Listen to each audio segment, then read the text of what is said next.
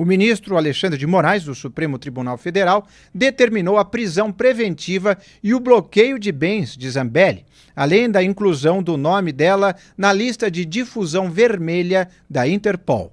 O magistrado atendeu o pedido da Procuradoria-Geral da República apresentado à Corte após Zambelli anunciar que permanecerá fora do Brasil e pedirá licença do mandato na Câmara. Zambelli anunciou nesta terça-feira que deixou o Brasil menos de um mês depois de ser condenada por unanimidade a 10 anos de prisão pela primeira turma do Supremo Tribunal Federal. No pedido de prisão preventiva, a Procuradoria-Geral argumentou que não pretende antecipar o cumprimento de pena de Zambelli, mas assegurar a devida aplicação da lei penal. Investigadores que acompanham o caso da deputada federal trabalham com a hipótese de que ela deixou o país por uma rota terrestre que inclui a cidade de Foz do Iguaçu, no Paraná, e a fronteira com a Argentina. Segundo apurações preliminares, Zambelli teria atravessado a divisa até a cidade de Puerto Iguaçu, a apenas 16 quilômetros do centro de Foz do Iguaçu, antes de seguir rumo a Ezeiza, na província de Buenos Aires. De lá, embarcou com destino aos Estados Unidos. Após o pedido da Procuradoria-Geral da República, Zambelli voltou a se pronunciar sobre o caso. Vamos ver.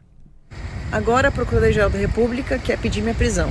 Só tem um detalhe: o deputado federal não pode ser preso a não ser em flagrante delito em um caso que seja não afiançável. Não é um crime inafiançável que eles estão me acusando de eu ter cometido injustamente, e também não estou sendo presa em flagrante. Então essa é uma prisão inconstitucional. Mais uma vez o STF, a Procuradoria-Geral da República, tentando encair em algo inconstitucional. Vão rasgar nossa Constituição de novo? Wilson Lima, que situação! Parece que essa decisão que saiu hoje cedo do STF muda um pouco as coisas, não é isso? É, exatamente, Inácio. Muda muito, né, as coisas. E eu li aqui a decisão, já estava trocando mensagem com algumas fontes lá do Supremo Tribunal Federal. A gente precisa entender nessa decisão que são duas questões distintas. Ao contrário do que se imaginava até então, o Alexandre de Moraes não puxou como argumento a preservação da ordem pública, mas ele colocou um ponto importante nessa decisão da Carla Zambelli, que é quando há uma demonstração de pretensão de se furtar a aplicação da lei penal. O que acontece? Os recursos da deputada Carla Zambelli, eles vão para plenário virtual agora, nessa semana, a partir do dia 6. Então, o que a PGR viu e também o que enxergou o ministro Alexandre de Moraes? Que a deputada federal, ao evadir-se do país, ao sair do Brasil, ela criou um embaraço a uma possível aplicação da lei penal, já que ela foi condenada, digamos que em primeira instância do Supremo Tribunal Federal. Não existe esse termo, mas é só para efeito didático. Como ela teve uma primeira condenação no Supremo, essa condenação tende a ser confirmada nesse julgamento dos recursos, e a partir daí já haveria a condição do ministro Alexandre de Moraes determinar a decretação da prisão e a aplicação da pena. É bom lembrar que ela foi condenada a mais de 10 anos por aquele episódio da invasão do sistema do CNJ. E aí, temos dois trechos dessa decisão que eu acho que resumem bem o que a gente está falando. Vamos colocar o trecho 1, por gentileza? Que eu só queria mencionar, eu acho que o finalzinho do parágrafo, né? Que é essa parte que fala sobre: lamentavelmente, o intuito criminoso da Carla Zambelli permanece ativo e reiterado, insistindo a condenada, mesmo que de modo atabalhoado e confuso, na divulgação de notícias fraudulentas, né? É bom lembrar que durante a live que ela participou na Rádio Alviverde, ela voltou a atacar o sistema de votação eletrônica, ela voltou a criticar a votação do sistema eletrônico. Temos um outro trecho que eu acho que também a gente consegue resumir bem essa situação. Diz que após sua condenação, a Ré declarou que pretende insistir nas condutas criminosas para tentar descredibilizar as instituições brasileiras. Inácio, antes da gente tentar destrinchar esse assunto, tem mais um detalhe, um bastidorzinho que eu quero contar para vocês rapidamente aqui no meio-dia. Ontem eu conversei com alguns aliados da Carla Zambelli e ela, basicamente, ela deixou essa decisão em segredo e ela contou para meia dúzia de pessoas. Ela tomou a decisão exatamente um dia depois da sua condenação lá no Supremo Tribunal Federal. A partir daí é que ela começa a arquitetar esse plano de saída do Brasil. Tá? E aí, obviamente, os investigadores apontam que ela teria deixado o Brasil de carro em direção à Argentina e na Argentina pegado um voo para os Estados Unidos. A assessoria dela confirma que ela está nos Estados Unidos e agora se cria uma situação muito curiosa, porque a deputada federal ela está nos Estados Unidos e agora com a decretação da prisão preventiva, o nome dela já entra no sistema da Interpol. Então, há ainda uma discussão se ela vai conseguir sair dos Estados Unidos ou não. E isso, obviamente, depende aí do ínterim entre a decisão judicial, a notificação da Polícia Federal e a notificação das demais autoridades. Pois é. E para falar sobre esse assunto, vamos ouvir agora o advogado Fernando Capano, doutor em Direito Constitucional e doutor em Direito de Estado e Justiça Social e mestre em Direito Político. Doutor Fernando, muito boa tarde. E eu já pergunto, quais as chances dela realmente ser extraditada se ela estiver na Europa? Boa tarde.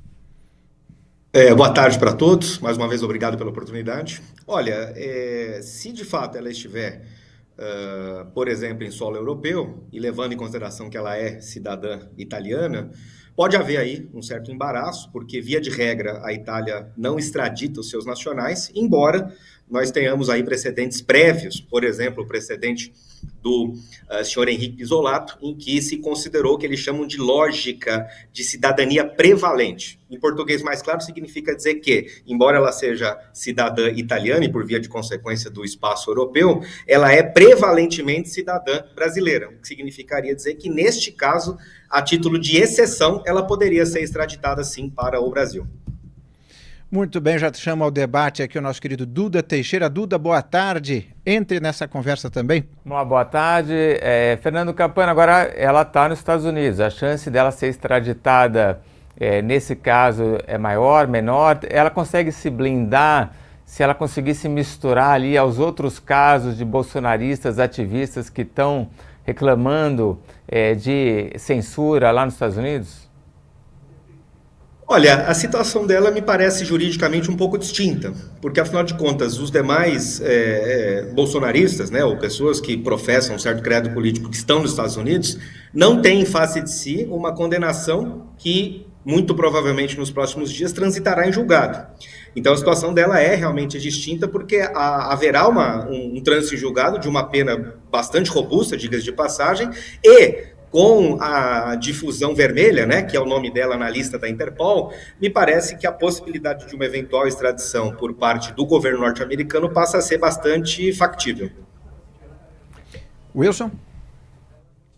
Doutor, eu quero pegar uma questão técnica que me chamou muita atenção nessa decisão do Alexandre de Moraes, que é uma questão jurídica, mas que eu acho que, eu confesso que eu pouco vi acompanhando processo penal no Supremo Tribunal Federal.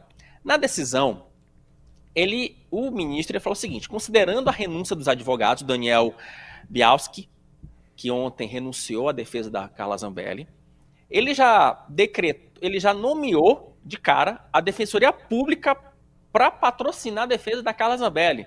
Ele nem esperou a deputada se manifestar pela questão do advogado, porque, enfim, existe um princípio do direito que você não pode tomar nenhuma medida judicial se você não tiver um advogado constituído. O ministro Alexandre de Moraes sequer esperou a Carla Zambelli constituir advogado e já determinou que a Defensoria Pública fizesse a defesa dela. Não parece que o ministro Alexandre de Moraes, ele com esse artifício, ele tenta acelerar o processo e ele não passou um pouquinho do ponto nesse caso, doutor? Olha, tecnicamente, de fato, um processo, especialmente na esfera penal, não pode andar sem defensor regular. E acho que a sua pergunta é muito pertinente, porque, especialmente também na lógica do processo penal, seria preciso intimar, né, a ré, e a partir da inércia da ré, aí sim haver a nomeação de, por exemplo, da defensoria, né? Porque, de novo, o processo não pode funcionar sem defesa técnica regular. Me pareceu realmente uma decisão excepcional, a meu juízo, levando em consideração, inclusive, a notícia da fuga, e que foi um pouco assodada neste aspecto. Duda? Fernando, você acha que, mas tem alguma maneira do STF acelerar agora o trânsito em julgado para já pedir a extradição em seguida? Rapidamente, doutor. Sim, creio que sim. Se eventualmente os recursos foram julgados, tendo em vista que a instância é a instância penal originária, o processo vai transitar em julgado nos próximos dias e daí para diante startamos aí o processo de execução da pena.